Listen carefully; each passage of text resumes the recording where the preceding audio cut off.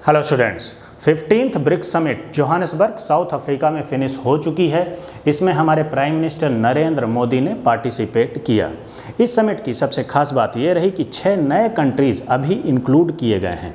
इनका नाम है Argentina, Egypt, Ethiopia, Iran, Saudi Arabia and UAE.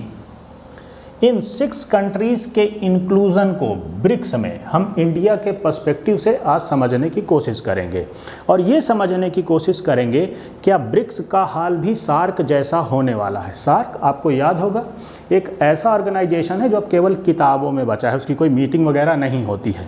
केवल पाकिस्तान के गलत रवैये के कारण भारत ने उसका लगभग बायकॉट कर दिया है। SAARC mean South Asian Association for Regional Cooperation, जिसका हेडक्वार्टर काठमांडू में है। पाकिस्तान के गलत रवैये के कारण भारत लगभग इसका पूरी तरीके से बायकॉट कर चुका है और स्थापना कर ली थी बिमस्टेक नामक एक दूसरे ऑर्गेनाइजेशन की, जहां पर पाकिस्तान नहीं है। तो हम ब्रिक्स की इस समिट को समझेंगे, इस इंक्लूजन को समझेंगे, ब्रिक्स की हिस्ट्री को देखेंगे। ब्रिक क्या था, फिर उसका ब्रिक्स में कैसे कन्वर्जन हुआ, न्यू डेवलपमेंट बैंक क्या है और भारत में इसका रीजनल ऑफिस कहाँ है, इसका टाइम लाइन के साथ देखेंगे कि इवोल्यूशन कैसे हुआ। तो हम लेते हैं पहली स्लाइड और सेशन को आगे बढ़ाते हैं। तो देखिए, ये वर्ष था ईयर 2001 जब पहली बार ब्रिक के बारे में किसी ने सोचा। B for Brazil, R for Russia, I for India, C for China. तब साउथ अफ्रीका नहीं हुआ करता था, केवल ब्रिक के बारे में सोचा गया और ये व्यक्ति थे जिम ओनील, जिन्होंने पहली बार ब्रिक के बारे में सोचा। एक ब्रिटिश इकोनॉमिस्ट थे, एक बैंक था, इस बैंक का नाम भी याद रखिए, गोल्ड्समैन सैक्स, यूएसए का बैंक है, 1869 में स्टैब्लिश किया गया था। तो जिम ओनील यहाँ के चेयरमैन भी थे। तो इन्होंने ऐसा सोचा कि अगर ये 4 कंट्रीज एक साथ आ जाएं तो जो दुनिया के 7 डेवलप्ड कंट्रीज का ग्रुप है, जिसको बोला जाता है G7, इसकी इकोनॉमिक पावर को चैलेंज किया जा सकता है और ईयर 2050 तक ये ग्रुप एक बहुत बड़ी इकोनॉमिकल पावर होगी। तो सबसे पहले जिम ओनील ने ईयर 2001 में ब्रिक के बारे में सोचा। अब ब्रिक का फॉर्मेशन कब होता है? 20 सितंबर 2006। देखिए, यूनाइटेड नेशंस की स्थापना हो चुकी थी और सारे कंट्रीज के फॉरेन मिनिस्टर्स हर साल न्यूयॉर्क में जनरल असेंबली को अटेंड करते थे। यूनाइटेड नेशन जनरल असेंबली का 61st सेशन था न्यूयॉर्क में, जब इन 4 कंट्रीज के फॉरेन मिनिस्टर्स ने मिलकर ब्रिक की स्थापना करी 20 सितंबर 2006 को। अभी समिट नहीं हो रही है, समिट में टॉप मोस्ट लीडर पार्टिसिपेट करता है। जैसे अभी 15th समिट हुई है तो वहाँ हमारे प्राइम मिनिस्टर ने पार्टिसिपेट किया। तो जो पहली समिट होती है वो होती है 16 जून 2009 को और ये रसिया में होती है। ये कैथरीनबर्ग स्थान का नाम होता है और ये फर्स्ट ब्रिक समिट होती है। इसकी डेट को आप याद रखिए, 16 जून 2009। यहाँ पर हमारे प्राइम मिनिस्टर मनमोहन सिंह ने इस समिट को अटेंड किया था। नेक्स्ट स्लाइड में मूव करते हैं। अब देखिए, ये ईयर था 2010 का जब ब्रिक का कन्वर्जन होता है ब्रिक्स में। एस फॉर साउथ अफ्रीका, इसका इंक्लूजन हो जाता है ईयर 2010 में। तो फर्स्ट एक्सपेंशन था जब साउथ अफ्रीका को ज्वाइन किया गया और ब्रिक का कन्वर्जन हो गया ब्रिक्स में। अब देखिए, एक बैंक की जरूरत पड़ी। ये वर्ष था 2012। Proposal to establish bank of BRICS in 4th summit in New Delhi. New Delhi में जो 4th समिट हुई थी, यहाँ पर ये बात रखी गई कि भाई ब्रिक्स का एक बैंक भी होना चाहिए। अब देखिए, 15 जुलाई 2014 NDB न्यू डेवलपमेंट बैंक बना दिया गया ब्रिक्स का। NDB for new development bank 15 जुलाई 2014 को। Formed in 6th session of BRICS at Fortaleza Brazil, यहाँ पर स्थापना कर दी गई न्यू डेवलपमेंट बैंक की। अब न्यू डेवलपमेंट बैंक का हेडक्वार्टर्स बनाया गया संघाई, चाइना में। इसने ऑपरेशन स्टार्ट किया ईयर 2015 में। केवी कामत जो भारत से ही हैं, इनको फर्स्ट प्रेसिडेंट बनाया गया NDB का, न्यू डेवलपमेंट बैंक का। अगर आज की बात करें, बहुत ही इंपॉर्टेंट करंट अफेयर्स है, इसको याद रखिए। इसी वर्ष इनकी नियुक्ति हुई है। डायल्मा वैन राउसेफ ये जो है 3rd प्रेसिडेंट बनाई गई हैं न्यू डेवलपमेंट बैंक की। एक महिला हैं, ब्राज़ील की रहने वाली हैं, 3rd प्रेसिडेंट ओवरऑल हैं, लेकिन पहली वुमेन प्रेसिडेंट हैं NDB की। बहुत इंपॉर्टेंट क्वेश्चन है, इसको जरूर याद रखिए। अभी न्यू डेवलपमेंट बैंक का लोगो, यहाँ स्क्रीन में जो आप देख रहे हैं ये है न्यू डेवलपमेंट बैंक का लोगो। नेक्स्ट पॉइंट, 19 मई 2022 अभी बैंक की स्थापना हो गई।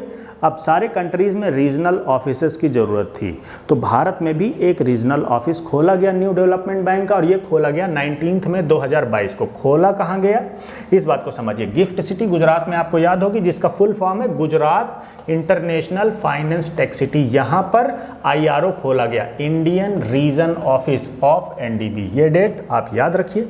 यहाँ तक बैंक की बात हो गई, न्यू डेवलपमेंट बैंक की। अब एक इवेंट और हुआ था, इसको भी याद रखेंगे। अगस्त 2021 में ब्रिक्स ने लॉन्च किया था, क्या? BRICS constellation of remote sensing satellite, कि हम सैटेलाइट्स का कुछ एक कॉन्स्टेलेशन बनाते हैं, और ये अभी तक 6 सैटेलाइट्स हैं जो लॉन्च किए जा चुके हैं।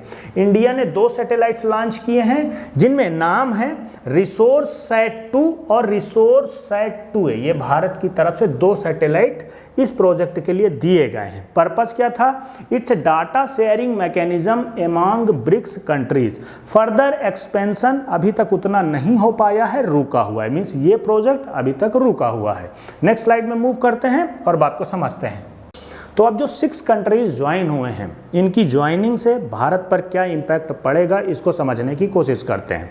कंट्रीज जो ज्वाइन हुए हैं एक बार देख लेते हैं। Argentina, Egypt, Ethiopia, Iran, Saudi Arabia and UAE। कुछ डाटा को समझते हैं। ग्लोबल पॉपुलेशन जो हमारे पास है 41%, मीन्स ग्लोबल पॉपुलेशन का 41% ब्रिक्स कंट्रीज शेयर करते हैं। ग्लोबल लैंड का 16% ब्रिक्स कंट्रीज के पास है। अगर GDP की बात करें तो हम ग्लोबल GDP का 24.5% अपने पास रखते हैं, मीन्स ब्रिक्स कंट्रीज के पास ग्लोबल GDP का 24.5% है। अब ग्लोबल GDP है कितनी इसको भी देख लेते हैं। 122.6 ट्रिलियन, ये है ग्लोबल GDP। अब G7 कंट्रीज से हमारा कंपैरिजन होता है तो उनकी GDP कितनी है ये भी देख लेते हैं। 45.9 ट्रिलियन, जो कि होती है 40.7% ऑफ ग्लोबल GDP, मीन्स इसका 40.7%। अब ब्रिक्स की बात करते हैं, इसकी GDP कितनी है?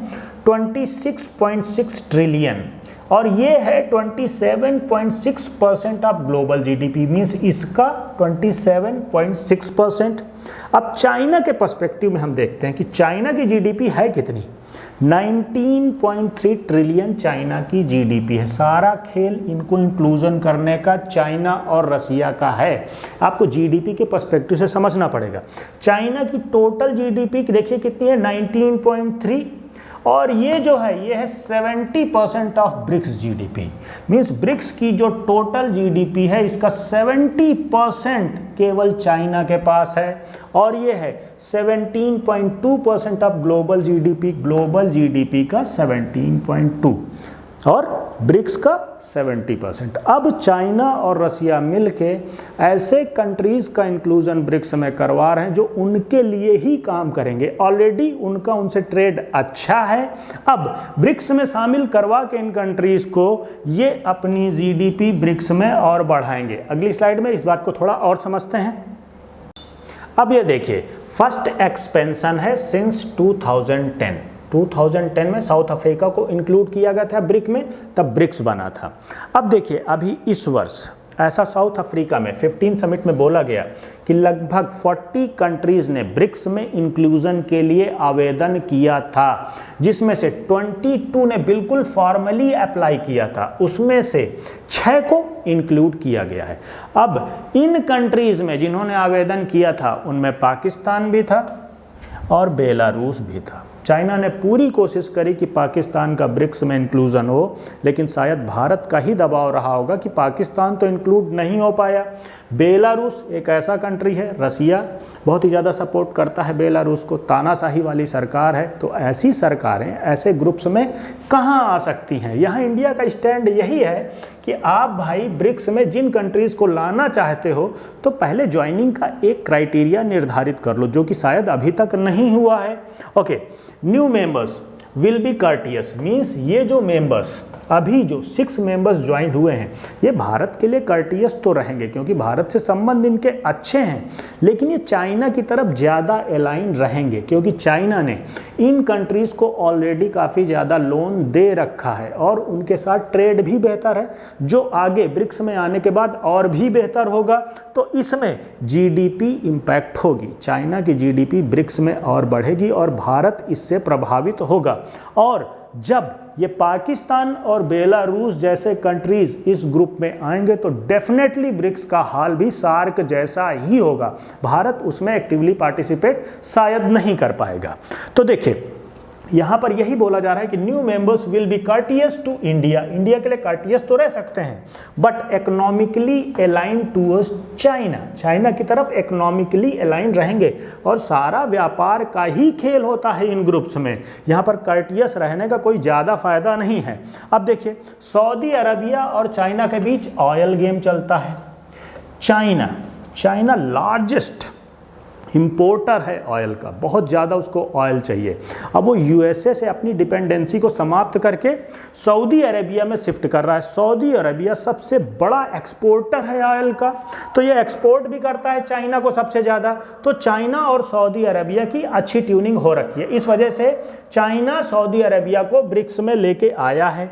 दूसरा स्टैंड समझते हैं, सऊदी अरेबिया और ईरान, इनके यूएसए और वेस्ट से आजकल रिश्ते अच्छे नहीं चल रहे हैं। ईरान से तो कभी भी अच्छे नहीं थे, आजकल सऊदी अरेबिया और यूएसए में भी ट्यूनिंग नहीं हो पा रही है। इसको यूज करना चाहते हैं रसिया और चाइना ब्रिक्स में ला करके, क्या करेंगे, एंटी यूएसए स्क्वाड बनाएंगे, ठीक है, और एंटी वेस्ट पॉलिसीज लाने की कोशिश करेंगे जो भारत के लिए कहीं से भी अच्छा नहीं है, क्योंकि हमारे यूएसए और वेस्ट के साथ आज की डेट में संबंध बहुत अच्छे हैं और हम इन एंटी अलायंसेस को अगेंस्ट यूएसए और वेस्ट, इनको हम शायद बर्दाश्त ना कर पाए भविष्य में। नेक्स्ट स्लाइड में और बातें समझने की कोशिश करते हैं। अभी केवल हम फोकस करेंगे जो हमारी 15th ब्रिक्स समिट हुई है, इसके इंपॉर्टेंट पॉइंट्स हम देखने की कोशिश करते हैं। तो ये देखिए, ये जो समिट हुआ है ये हुआ 22 से 24 अगस्त 2023 में in Johannesburg, South Africa. PM Narendra Modi ने इसमें पार्टिसिपेट किया। ये फर्स्ट इन पर्सन गैदरिंग थी सिंस 2019 के बाद कोई भी ऐसी समिट नहीं हुई थी कोविड-19 के कारण।